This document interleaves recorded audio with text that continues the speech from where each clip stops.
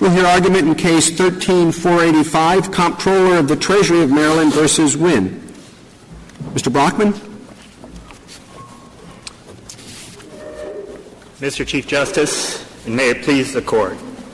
A state's broad power to impose a personal net income tax on its own residents is grounded in the special benefits that a state affords to its own residents, particularly because they are residents.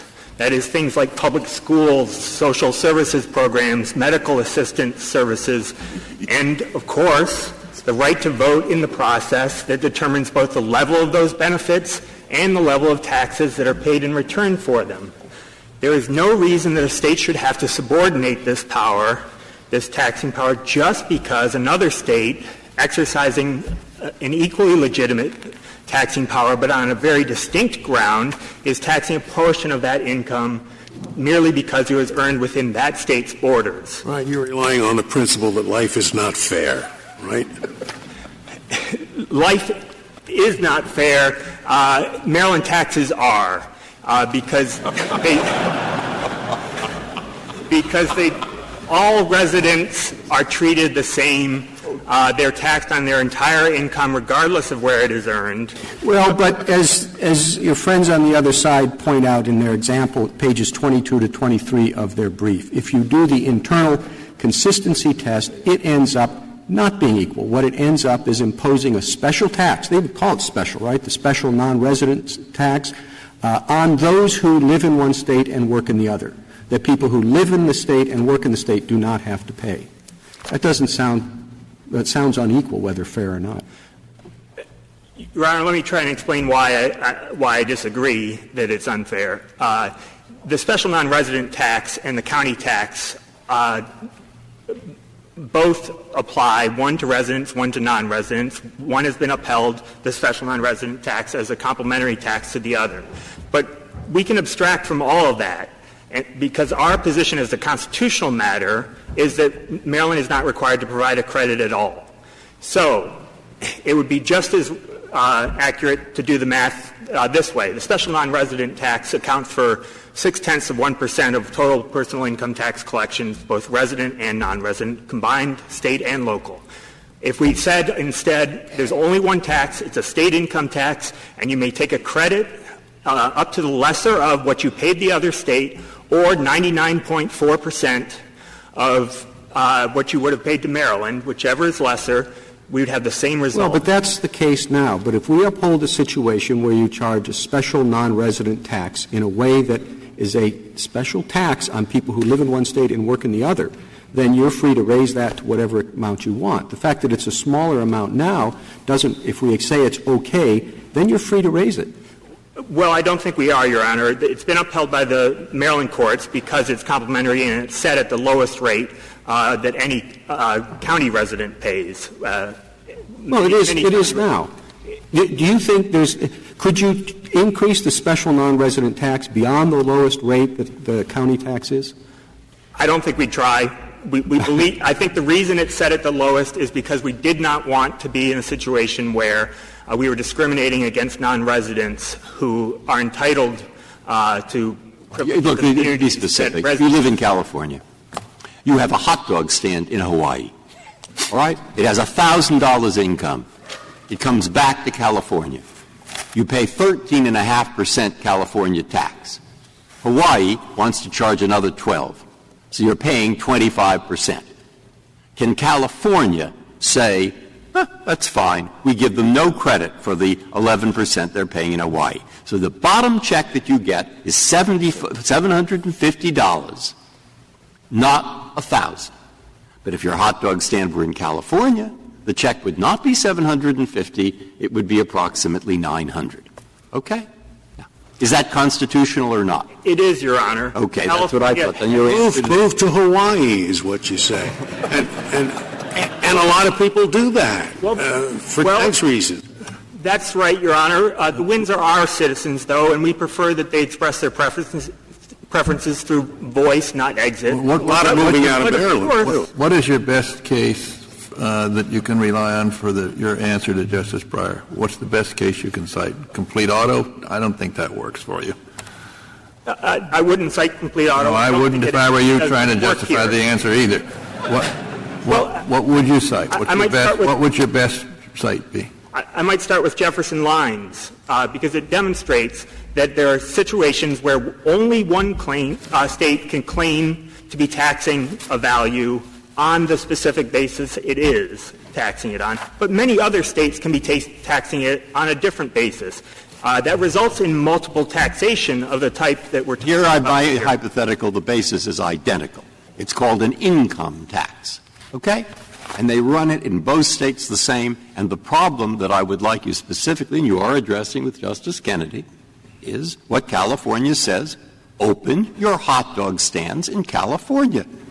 You go and open them in every other state and any other state, but particularly Hawaii, you will pay $125 more in income tax, not some flat other thing, not property tax, not some other kind of tax, in income tax. Okay. Now, that's constitutional because? Because California taxes the income from hot dog stands without regard to where the hot dog stand is located.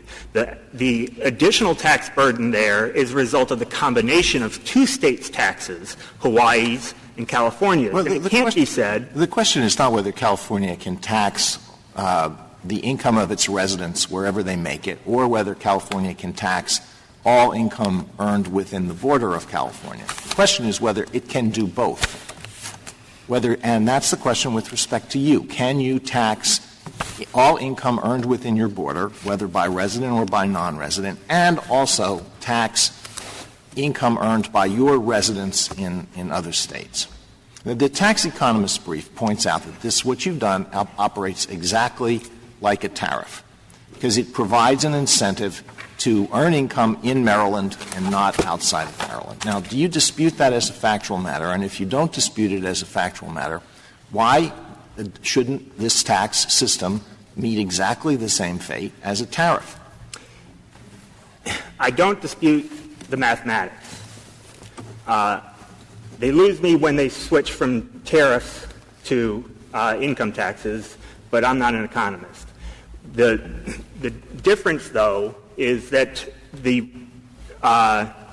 we're talking about the effect of two states' taxes. Now, they've talked about two states' taxes by using what they call a heuristic device of hypothesizing that the other state has the exact same set of taxes. Fine, we can do that too. But the point is that it's the combined effect. That means that Maryland's taxes, the validity of Maryland's tax, will turn on how another state exercises its taxing power. Yeah, that's every state. That's my problem, Liz. I don't understand why it is that California has to yield in this California-Hawaii situation. Why is it that the state that taxes all the income of its residents has to yield, rather than the state that taxes all income earned in the state? Why can't you just as well say, Hawaii shouldn't be able to sock on an addition? Well, there are good reasons. I mean, as far as fairness is concerned. Now, maybe it doesn't work the same way with respect to the imaginary negative commerce clause. But as far as fairness is concerned, I don't see the difference. Your position is that the residents, the domicile, can tax worldwide income, period. And I think everybody agrees with that. The question is, does the domicile have to give a credit because somebody else is also taxing it? Do you stop having the power to tax worldwide income because other states may tax on a different basis? I think that is the question, Your Honor. Must the state yield to another state's taxation of a portion of that income, but on a very distinct ground, a territorial ground? The argument that state would make is, well, we think you earned it here, and if you did, we have a right to tax it. Our argument with respect to our own residents is, we think you live here, and the Wynnes indisputably do, and that you benefit from the same privileges. I'm sorry, Your Honor. Well, I was just going to say, it's not a question of yielding. The way you test under our precedents whether one state has to yield or not is to say, well, let's suppose each state does exactly the same thing. Neither one is yielding. And as indicated earlier, the example in the respondent's brief is that if each state did what we're talking about, people who work in one state and live in another would pay higher taxes overall than people who live within one state and work in the same state. And that sounds to me like a tariff. Well, perhaps this is another way to address the internal consistency analysis and demonstrate why we think it doesn't do very much good analytic work here. If you take just a single sentence in one of this Court's opinions in Curry, income may be taxed both by the state where it is earned and by the state of the recipient's domicile. Flunks internal consistency, that's it. If you add the feature that there's a credit or not, that's the issue here. And if, as in Chickasaw Nation, that the offering of that credit is understood correctly as an independent policy decision that states make and is not of constitutional magnitude, is not done as a matter of constitutional compulsion, then the internal consistency problem remains. We think the internal consistency test works better, though not perfectly, when we're talking about two states taxing on the same basis, because there it may detect instances where one state is overreaching jurisdictionally, exercising a power that it does not lawfully have. The respondents don't argue that Maryland lacks this power. They acknowledge it, and they acknowledge it as an attribute of Maryland's sovereignty. If it were situs versus situs, source versus source, the internal consistency test can tell whether the multiple taxation it detects is a result of discrimination or of extraterritorial application of laws. But that neither of those That's not a Commerce here. Clause test, though. The cases where we've applied that test, have they been decided under the Commerce Clause? The internal consistency test? Yeah. I think it's a matter of state power. Well, I think that this case does not present any issues that are unique to the Commerce Clause case, because it's undisputed that Maryland's tax does not facially discriminate. It's even-handed in its application. Only after the tax liability is determined does it take into account the source, and there it gives an advantage to the people who have earned some of it out of state. So what we're left with is an argument that the discrimination inheres in the supposed malapportionment itself. And that question, the question of apportionment, fair apportionment, I think is common to both the due process and Commerce Clause jurisprudence of this Court, and I think Maryland's tax survives that scrutiny under both. We're dealing with an individual because it's a Chapter S corporation, but what about a corporation that is domiciled in Maryland? I think Maryland, like all states, uses an apportionment formula for both domestic and foreign corporations. We don't believe this case implicates any question of how corporations would be taxed. The residence principle that we're relying on as a basis for the broad taxing power and the benefits that one receives as residents is unique to individuals. It's always been articulated in cases involving individuals. So we're talking about personal income taxes here. Well, I suppose you could argue that some states have very good corporation laws, and that's why corporations are domiciled there. They're, let's say, director-friendly, or that they are laws that are easy to apply and well understood. That's a significant advantage. I think that's absolutely correct, Your Honor. I think this Court's precedents recognize some benefit that's accorded merely in the fact of domiciliary status, however that's defined. But in the net income tax situation for corporations, I'm not aware of any state that tries to assign a value to that, because non-domiciliary and domiciliary corporations are treated equally. Now, I do know that Delaware, known to be hospitable to corporations for incorporation purposes, does impose a tax, a yearly franchise tax that ranges from $180 from $225 to $180,000 annually, and that it's not based on income. It's based on a very complex measure of the worth of the entire enterprise. Can we go back to the Chief's initial question. If we applied complete auto, would you fail the internal consistency test? And if you fail it, why shouldn't we apply that test here? Would you, if we applied it, would you fail? I don't believe we would, because I think the proper construction of that test in this situation asked about the internal consistency of the rationale that Maryland is advancing. That is, are we being consistent in our structuring our tax so that it reaches residents on their entire income regardless of whether it's earned? I must say, I am confused about what this case involved. You argue, and I find it surprising, that it involves both the Commerce Clause and any other constitutional prohibition. Okay? Whereas your opponents, the question they say is presented is whether a state tax that exposes interstate commerce to double taxation is saved from invalidation under the Commerce Clause, merely because the state. So why do you want to take on the whole Constitution when they only want to argue about the Commerce Clause? Your Honor, I thought it was the latter that the case involves. We'd be willing to defend it under any provision of the Constitution, but Your Honor is absolutely right. That's big of you. It really is. And the chief concern that this Court has articulated of its dormant Commerce Clause jurisprudence, that is, protecting against measures that are protectionist in nature and benefit in-staters at the expense of out-of-staters, is not present here.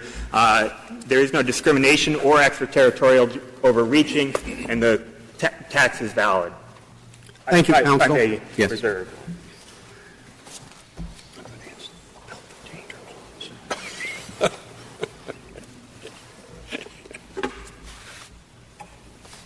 Mr. Fagan. Thank you, Mr. Chief Justice. May it please the Court. I'd like to begin, if I could, by the interaction of taxes imposed on the jurisdictional rationale of residency and taxes imposed on non-residents by virtue of their doing business in the state. I don't think there's any constitutional rule that says a state can only impose one tax or the other. And to the extent the internal consistency test might suggest that the special non-resident tax that Maryland imposes, which is a special tax imposed only on non-residents, may be taking too great a portion of non-residents' income, I think it's kind of backwards for respondents to be able to raise that challenge because they are residents. They pay only the residential income taxes and, in fact, benefit from any overtaxing of non-residents. The other thing I would look at the tax scheme as a whole, including the tax on non-residents. Well, Your Honor, I think the very important thing to understand here is we're talking about two very different kinds of income taxes with distinct jurisdictional rationales. Maryland is taxing respondents' income because they're residents of Maryland. Other states are taxing their income because they do business there. I'm not sure you would necessarily look at them and mix and match. And I'm not aware of any case in which this Court has taken a completely non-discriminatory tax, like Maryland's county income tax, which applies at the same rate to a county resident no matter where he earns his income, in-state or out-of-state, and finds that tax to be unconstitutional by yoking it to some other tax, like the special non-resident tax, that's going to look discriminatory no matter what other scheme of taxes you throw it into. But if you really did think there was a problem— I thought that we held that quite a lot in respect to corporate taxes. The three cases we found here, J.D. Adams, Wynne White Prince Hunneford, Central Greyhound of New York, all said that corporations, when they're taxed on their income by a state, that they have to apportion in a fair manner. Is that right? No, Your Honor, I don't think that's precisely what they hold. I think the most salient distinction between those cases and this one is that none of those cases addressed a tax that was justified on the basis of the taxpayer's domicile, as the Maryland county income tax is. In Wynne and Greyhound, the Court didn't even address any argument that the tax was based on domicile. And in J.D. Adams, although the highest court in Indiana had believed that the tax was justified on the basis of domicile, this Court looked at the structure of the tax and concluded that it wasn't, that justification didn't actually fit the tax. You know, when you say it seems a little bit of hair splitting, you say it's a test on residency, but not income. But we have previously said a tax on sleeping measured by the number of pairs of shoes you have in your closet is a tax on shoes. So you can call it residency, but if it's still using income as its basis as opposed to property values or whatever else these residency taxes are based on, then why isn't it a tax on income? Let me be as clear as I can, Your Honor. It is a tax on income, but the jurisdictional rationale for the tax is different from the jurisdictional rationales employed by other states. But that's a due process argument. The question here is whether or not if a number of states impose taxes like this, it would be an additional burden on interstate commerce. Well, first of all, Your Honor, if every state... that is the question, isn't it? Yes. I think that is part of the analysis of the question. But if every state enacted an income tax that looked exactly like Maryland's county income tax, that applies at one uniform rate no matter where income is earned, every U.S. citizen would pay income tax at the exact same rate no matter where they earned their income. Except if they also imposed a special non-resident tax, then that changes the whole scenario. That's right, Your Honor. In addition to what I said to Justice Kagan about that earlier, let me add a further thought, that if you really thought there was a problem with the interaction of resident and non-resident taxes, then I think it would probably be much more logical to locate the problem in the non-resident tax rather than the resident tax for three reasons. First, the non-resident tax is the only one that's triggered by economic activity that crosses state lines. Maryland's county income tax applies whether the business is done in-state or out of state. Second, any differential incentives that a taxpayer might have to do business in one state versus another aren't arising from the county income tax, which applies evenly, but instead from the differential tax rates that various other states in which their non-residents might have. So Illinois might impose a 3% rate, Idaho a 5% rate, and Iowa an 8% rate. And the third thing is that the resident tax is the only one that the taxpayers actually have some political power to get in there and to influence. But in your answer that you gave to my question, the hypothetical 100%, that would be a burden on 100% of interstate commerce, because a resident who did not go into interstate commerce would pay less. So there is a burden. All you're saying is that, well, if there's going to be a burden, it could be a great big one. So, Your Honor, there is, in some cases, a Maryland resident will be taxed more on commerce that they conduct outside of Maryland than inside of Maryland, but I don't see why that's discrimination attributable to Maryland. It arises from the combination of the income taxes of two states. And I think for the reasons I was just explaining to the Chief Justice, one could file a perhaps more persuasive brief challenging the non-resident tax to which the Maryland taxpayer is exposed. And that's not a reason for invalidating the uniform residence tax. And, Justice Breyer, if I can get back to your point. Well, Justice Kennedy asked the question I was curious about. I wanted you to address that specifically, and you're just trying to say who's at fault. I don't know who's at fault. Switzerland has a tax on milk from cows that are pastured at less than 5,000 feet. Well, Your Honor, no. It's Belgium's fault. They don't have any mountains. I mean, I don't know who's at fault, but that is a discriminatory tariff. Well, Your Honor, I've explained why if someone has to be at fault, I think it's the non-resident tax. But let me explain why. I don't see nobody anyone has to be at fault. It's the let me see. In the corporate area, it was a tax on gross income in that first case. And so I don't know why human beings well, no, I won't go into that issue. Your Honor, it wasn't Your Honor, just quickly on J.D. Adams, in addition to it not being a domicile-based tax, it was a tax on gross receipts, which are taxes on transactions and the entire revenue of those transactions. But let me explain why I think neither tax here Well, just to understand what you said a minute ago, are you saying that if this same claim were brought by a non-resident challenging the non-resident tax in Maryland, that would succeed? No, Your Honor. I'm saying it would be a stronger claim, but let me try to explain now why I think both taxes can peacefully coexist. All right. So that was irrelevant then. The fact that it would be a stronger claim, but also a bad one. No, Your Honor. I don't think it's irrelevant. I think it's quite relevant because the only tax that respondents have paid, and the only one they're challenging, is the even-handed residential income tax. And the existence of this other tax that could be perceived to have an undesirable effect shouldn't affect the validity of the tax they've actually challenged. But let me they're linked together. I mean, the special non-resident tax is set at a particular level in relation to the county tax. It is obviously intended to reach non-residents in a way that the county tax reaches residents. I'm not sure you can artificially separate them. Well, Maryland has upheld the special non-resident tax not on the ground that it's not discriminatory. The Maryland courts recognize the special non-resident tax as discriminatory, which the county income tax clearly is not, and they've upheld it under this court's compensatory tax doctrine. Whether the Maryland courts were right on that or whether they were wrong on that, I don't think it should affect the validity of the county income tax, which is the question presented in this case. But the reason I think that non-resident taxes can peacefully coexist with resident taxes is that although they're both income taxes, they're on distinct jurisdictional rationales. And when two taxes are imposed on the same value based on distinct jurisdictional rationales, it's not impermissible double taxation under the Commerce Clause. And let me give an example.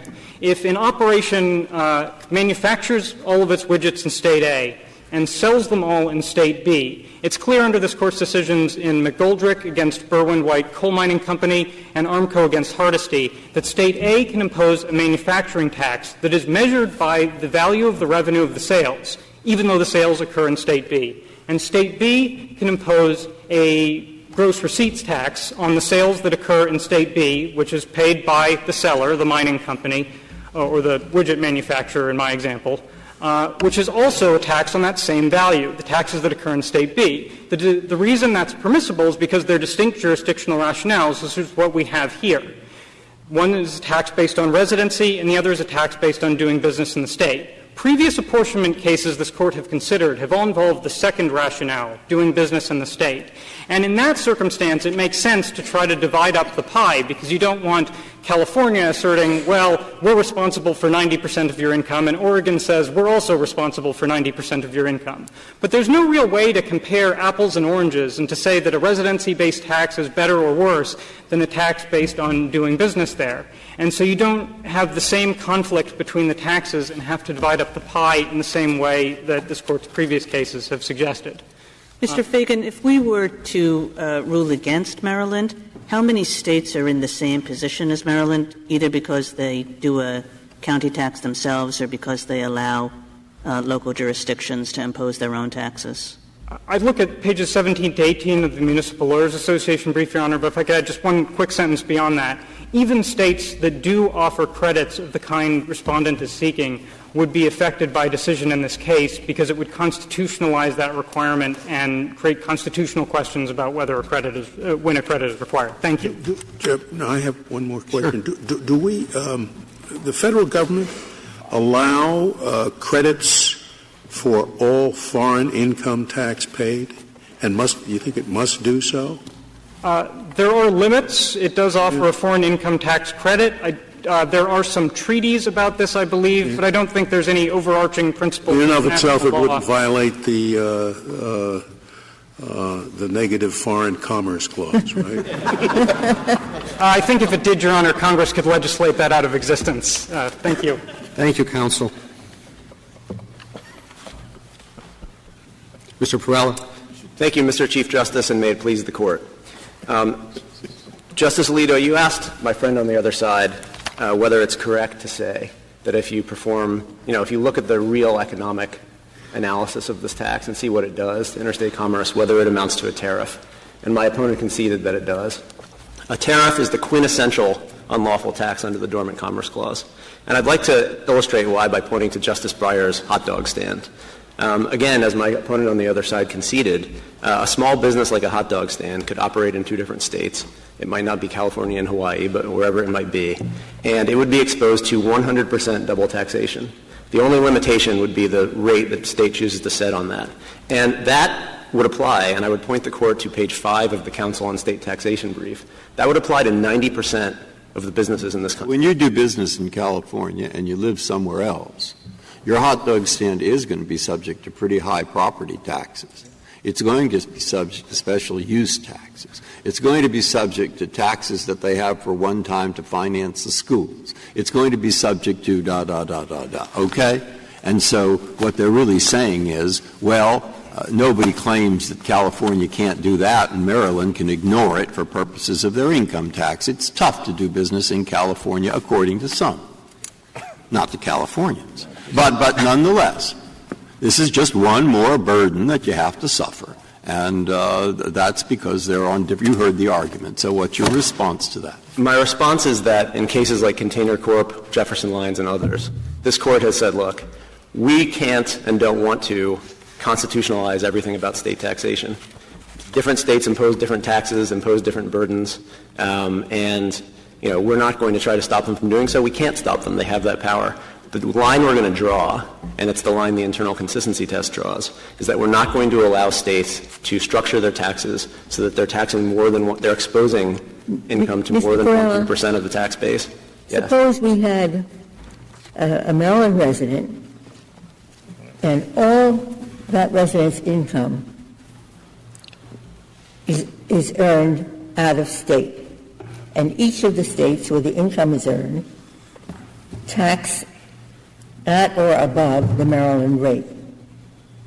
That would mean, I suppose, on your theory, that the Maryland resident owes nothing to Maryland because he could take the credit for all what he's leaving the residents without anything, without a penny from this resident who may have 5 children that he sends to school in Maryland. Justice Ginsburg, a couple of responses to that. Firstly, I agree that it can happen. I think it happens rarely.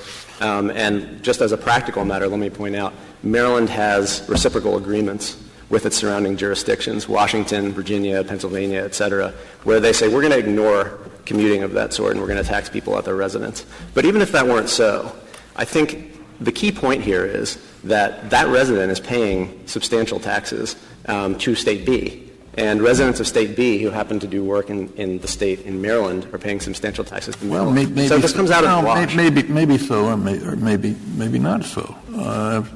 Why can't suppose not many other people in Maryland are in this position, or the reverse? This man is getting a free ride. Well, I disagree respectfully, Justice Kennedy, that he's getting a free ride. I mean, he's paying, first of all, again, substantial income taxes to the other states where the income is earned. He's paying substantial property taxes. But he's getting a free ride off Maryland school. No, he rents the property. 2 answers. First of all, I think it's important to point out that 42 other states don't seem to have found this problematic. Maryland is an outlier here, and the other states are not here to defend its rule. But I also think it's worth mentioning that, yes, there will be occasional cases where a state resident does not pay any tax. Can there be some minimum tax imposed on a resident? Minimum. In Justice Ginsburg's hypothetical, 100% of the income is earned from out of state, has 5 kids go to school, and they use all of the local facilities. Can Maryland impose any tax based on residence? I think the short answer to that is if it's an income tax, no. Under your hypothetical, which is that he earns no income inside the state. But this Court has, What about a school support tax?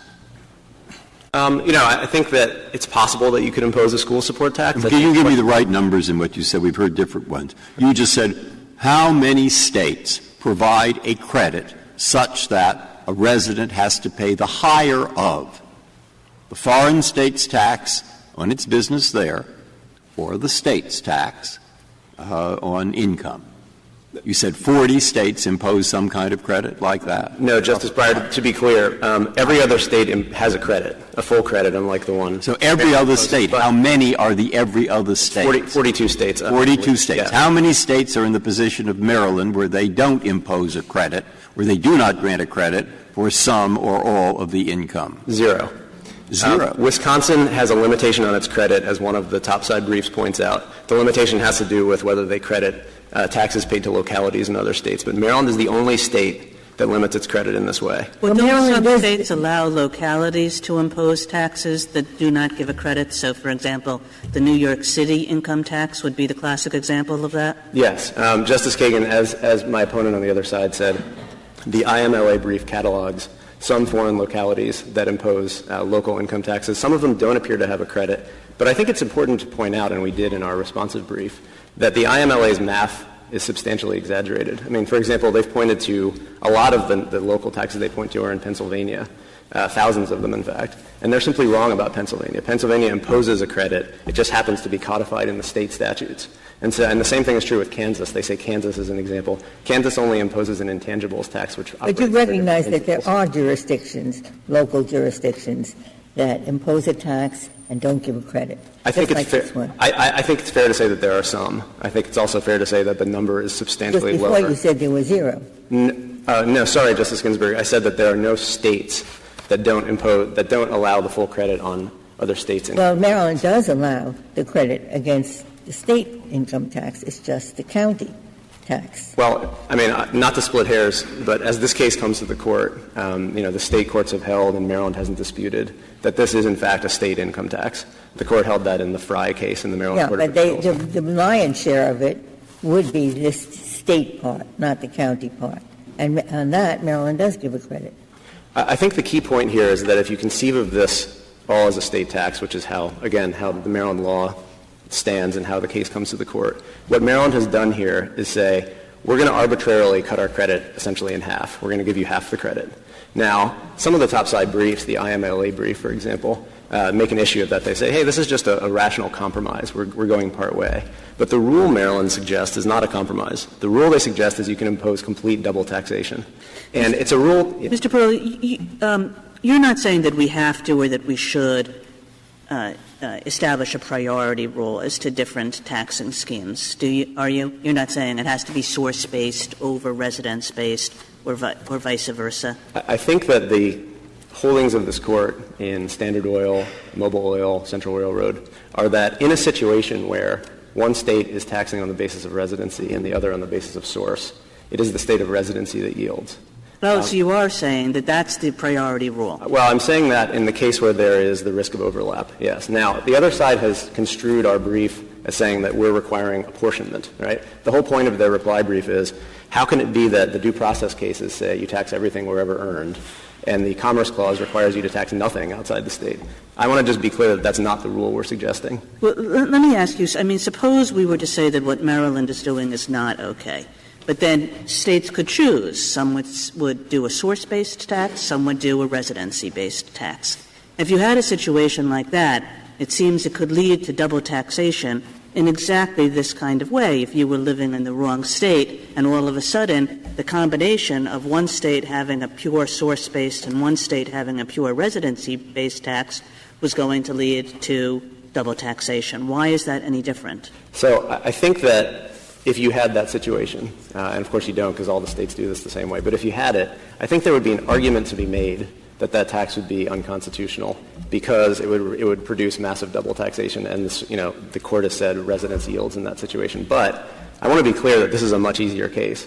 Here we have a situation where the tax is simply not internally consistent. And Justice Sotomayor, to answer your question earlier, there's no way to argue that it is. And Maryland to this day refuses to actually apply the test. But it's only internally inconsistent because of the special non-resident tax. And your clients don't pay the special non-residence tax. So why should we worry about it in this case? The reason you have to worry about it in this case, and let me say, Mr. Chief Justice, there are other ways to rule in our favor without doing internal consistency. But if that's the approach that you take, the only way the internal consistency test makes any sense is if you look at both the residence tax, the inbound tax and the outbound tax, because the whole point of the test, as the economist brief points out, is to look at what happens when two states have the power to tax, one on the basis of residence and one on the basis of source. So to suggest that you would only look at the inbound piece makes nonsense of the test. That's not how it's ever been applied. I'd like to resident, you're not disputing the proposition that the state of residence can tax worldwide income, can impose an income tax on its residents worldwide, wherever they earn it. You're not questioning that proposition. I'm not questioning that as a matter of due process. Well, as a matter of what? Would you question it as a matter of the Dormant Commerce Clause, that the state of residence can tax worldwide income? Would I question it as a matter of the Commerce Clause? I think that the gravamen of our position, Justice Ginsburg, is that states have the raw power, right, putting aside all their factors and all other states' taxes, to reach their residents' income wherever earned. But the Commerce Clause operates to force them to structure their taxes in a way that avoids double taxation. Now, there will be — But then what you're saying is they don't have the power to tax worldwide income. No. If another state has a tax based on source. So the going-in proposition, they can tax worldwide income, is subject to what other states do. And if other states have a tax, then the resident's state has to recede. Two answers to that, Justice Ginsburg. First, under our position, which is not something we've invented for purposes of this case, but is the steady holding of this Court for 80 years, the question is not what other states are actually doing.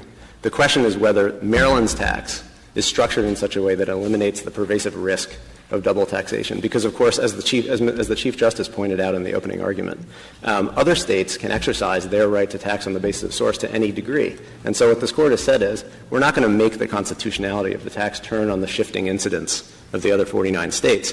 We're going to require that you structure your tax so you're not going to open the door to all this double taxation. You talked about what this Court has been doing for I don't know how many years. Have we ever had a case under the Dormant Commerce Clause where a resident is complaining, an insider is complaining? I mean, the Dormant Commerce Clause cases involve outsiders who are saying, this state where I don't vote is imposing something arbitrary on me. Here we have an in-state person complaining under the Dormant Commerce Clause that its state is discriminating against it. Is there any other state case where it's an insider complaining, not an outsider? There are a number of cases, and let me give them to you. Boston Stock Exchange, for starters, is a resident complaining about their own tax. The complete audit or the Commerce Clause was imposed. Goldberg is the same, although you ruled against the taxpayer in that case. The test was applied. And most importantly, I think, J.D. Adams, Wynne, and Central Greyhound are all domiciliaries. Now, they are, of course, corporations. But my opponent, I don't think, has offered any rationale to distinguish between the two. The question this Court has always identified is this tax double taxing? One obvious distinction is the corporation doesn't have 5 children to send to school. Well, I think that rationale maybe proves a little bit too much because, of course, corporations do receive an awful lot of benefits from their domiciliary states, and especially the states where they have their principal place of business. And I would argue, although there's no, empirical evidence in the record, that they probably use more in the way of services, fire, water, structure, legal mechanisms, et cetera. And yet, this Court has said you absolutely cannot double tax, and it's forbidden. And, again, Maryland, the only distinguishing factor they have for those cases, and actually this is an important point I would like to address, the only point either Maryland or the United States has used to distinguish J.D. Adams and the like is the idea that the tax in those cases was on gross receipts. That argument has been long since foreclosed. This Court held in Mormon, both the majority and the concurring opinion, that there's no analytical difference between net and gross income in this area. And furthermore, in Westinghouse v. Tully, the Court said, look, there's no difference for our analysis between a burdensome tax imposed on interstate transactions and a burdensome tax imposed on interstate income. They said it cannot be, quote unquote, that you can impose that unlawful burden by doing it in the aggregate. And so I think the idea that distinguishes our cases is not available to them. Mr. Perrella, we said in this American trucking case, we said we were going to allow a state to impose a neutral local tax even though it violated internal consistency. Why shouldn't we see this as pretty equivalent to American trucking? In other words, a state saying, we're going to impose a small tax to ensure that you are paying for some of the very basic services that we provide? Well, I guess several responses, Justice Kagan. First of all, there's nothing small about this tax. Maryland is imposing, by their own lights, $50 million in double taxation on its local businesses annually when they operate across state lines. Well, I'm sure that if you aggregate the American trucking tax, it was a lot of money, too. Maybe. The distinction that Justice Breyer drew for the Court in that case was that in American trucking it was a fee. It was a flat fee, and it was imposed only on intrastate transactions. He said no interstate transactions, no interstate commerce appears to be at issue in this case. In this case, by striking contrast, Maxim, the S corporation that earned this income, operates essentially in every state in the country. And, of course, under S corporation principles, the income that the Wynnes earn through that is pass-through income just like a partnership. And furthermore, if you look at how the tax affects other state residents, again, 90% of businesses in this country are organized as pass-through entities or sole proprietorships. And so you have all of that income crossing state lines, and every time it does, there's a tariff, there's a barrier at the state lines that says you're going to pay twice. And this Court has never, I don't think, approved a tax like that. American trucking certainly did not.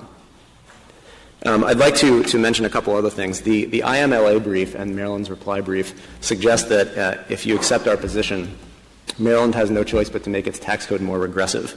I'd just like to point out that that's not so. Maryland, to take just one example, could raise the top marginal income tax rate. to close the gap. That would impose the difference only on, higher income citizens, and it would not double tax anyone. The thing that Maryland has Why should that give me comfort? What difference does that make? Well, I don't think whether the only way out is to I don't understand the argument. Justice Scalia, Maryland can close the gap however it likes. It can raise the property tax. That's what I think. It can raise the income tax generally. The point that I wanted to make is that if the suggestion is that this tax is somehow unfair because as a necessary result you're going to soak people with lower incomes, that's simply not so. That's not what Maryland has to do to fix the problem here. And again, this is a problem that only Maryland has. Every other state with an income tax allows the credit in full. Let me also mention another argument Maryland makes in its reply. It suggests that S-corporation owners or S-corporations should not be heard to complain about double taxation because C-corporations are double taxed. That misunderstands the concept of double taxation in the Commerce Clause cases. In a C-corporation, you have the first tax imposed on the corporation itself, and then down the line you have a tax imposed either by the same state or another on the person who's getting a dividend. That's not the same person being taxed twice, nor is it anyone being taxed twice for crossing state lines. And so both the dividend recipient and the corporation are indifferent to where they live and where they work. There's no double taxation there in the sense of the hydraulic pulling the commerce into the single state. And in fact, in that respect, it's just like Jefferson Lines. In that opinion, this Court said, the reason this is different from Central Greyhound, and the only reason we're not striking this tax down, is because the first incidence falls on the bus ticket buyer, and the second incidence falls on the bus company. And so no one is being discouraged from crossing state lines. That's not how the Maryland tax operates. They didn't do it on gross income, but just said every resident has to pay X amount. As an income tax? As an income tax. I think the result would be the same. It's not being based on gross income. It just says every resident has to pay $1,000. Right. Justice Sotomayor, I think the result would be the same because, and as I stand here, I'm thinking about this, I believe it would be the same because the question would be, as the Chief Justice points out, is the tax internally consistent? And, that sounds obscure, but all it's really saying is that tax creating a risk of pervasive double taxation for anyone who does interstate commerce? But why doesn't Justice Sotomayor's hypothetical, isn't it exactly the same as the American trucking hypothetical? You just distinguished the flat tax versus the percentage income tax. I thought that was your principal distinction of American trucking. I think that the thing about American trucking that made it unique, Justice Kagan, and I confess I don't completely understand the rationale of American trucking, but I think the thing that makes it unique is that it's a flat fee for use of the state services. That's what Justice Breyer said for the Court in that case. I thought that was what Justice Sotomayor was positing, a flat fee for use of the state schools and everything else that comes along with being a state resident. All right. Well, perhaps then, maybe that tax could survive under the rationale of American trucking too. But again, I think it's important to point out this is not that case. I mean, this is a case where it's clearly an income tax. It's clearly pegged to, adjusted gross income, and it clearly does not offer the credit that every other state offers. I think just to illustrate how this functions in reality, the other side suggests, well, this is just, some sort of, we're asking for a special benefit for people who own these big interstate companies. If you own, for example, an independent taxi, and you happen to take rides, give people rides across the line into Delaware and Pennsylvania, you're going to be double taxed under their theory on any piece of that commerce that can be taxed by Pennsylvania or Delaware. Whereas the exact same operation that happens to be an incorporated bus company could not be constitutionally double taxed. Yeah, but, there's an inequity either way. The inequity on the other side is you have two neighbors side by side. Their kids both use the school. One of the neighbors makes most of his income out of the state, and you want to say that would not be taxable. Whereas the other neighbor makes all of the income in the state and pays a very high tax. That's not fair either, is it? Three responses, if I could, Justice Scalia. First response, as I mentioned earlier, it's going to work the other way as well. Right? If you look at this across 50 states without state lines, as you're supposed to for Commerce Clause purposes, people who are non-residents are going to be paying taxes into the state. Secondly, even if there is some inequity there, the lodestar of this Court's Commerce Clause cases has always been that whatever else you do, you can't create the substantial nationwide risk of double taxation. And so that has to be the first principle. That's quite interesting because New York City's normal population, I think now it may have gone down to 7 million, but out-of-state residents that come in are 25 million a day who work in the city. So New York, 7 million pays for those 25 million. I'm not totally sure how the New York City income tax regime works, Justice Sotomayor, but I think the point I was driving at is, states have different policy preferences. They want to have a tax on this and a tax on that. It's almost always permissible. What's your third? Yes, that's what I was getting to. The line is drawn at the idea that you can't double tax. And the third point I was going to make is, Maryland is complaining about a very small cabin limitation that this Court has always enforced on their taxing power. And as this Court has said in a number of decisions dating all the way back to Chief Justice Marshall, states have some limitations on what they can do with taxation under the Commerce Clause, but what they bought in exchange for agreeing to those limitations in the Constitution is a nationwide network of commerce. They don't have barriers at state lines. There are no tariffs, as Maryland admitted this functions as. They can take advantage of that nationwide network. They can market their goods, and they can market their employees to any state in the country and vice versa. And so I think the idea that this is a one-way ratchet and that Maryland is only losing in this proposition is not correct. And just as a final matter, let me just say, with respect to the idea that residency is a get-out-of-jail-free card, I'd like to quote Chief Justice Marshall from Brown v. Maryland. The distinction between the tax on the thing imported and on the person of the importer can have no influence on this part of the subject. It is too obvious for controversy that they interfere equally with the power to regulate commerce. I think that's the bottom line here. And if the Court has no further questions, I'll submit. Thank you, counsel. Mr. Brockman, you have 3 minutes remaining. Thank you. The bottom line is not that a tax on the thing is the same as a tax on the person. That is true in the trilogy of cases that the Wynnes mostly rely on, the J.D. Adams cases, where the gross receipts tax was understood, at least at that time, to be very different from a net income tax, going all the way back to 1918 in U.S. glue. And the reason was because it was viewed as taxing the transaction itself. The net income from the transaction is different. It's the thing that the person receives and enjoys in their home state. And people choose to live in states for reasons different from the ones that they consider when they choose to do business elsewhere. They may choose because there are lower property taxes relative to sales taxes, as in Maryland. Maryland is not unique. The Chief Justice can probably correct me if I'm wrong about the number, but there are 92 counties in Indiana, and they all impose a local income tax. None offers a credit. So, and the fact that other states aren't here is just a harbinger, because if this becomes a constitutional rule, they will be. The reason we have offered a compromise, and why it is a compromise, is because this tax falls on the state's own residents, they have the capacity to change it. That's always been an important consideration from McCullough all the way through United Haulers. And the norm that supposedly prefers source to residence as a basis is nowhere to be found. It's a norm only. And in Burnett v. Brooks, in answer to Your Honor's question, this Court said that the United States has never believed that when it decides to limit its own sovereign taxing power over its own residents, that it's doing it because it has to. It's never been thought that, and the states could not have thought that when they were joining the Union, that the unique relationship between a state and its own residents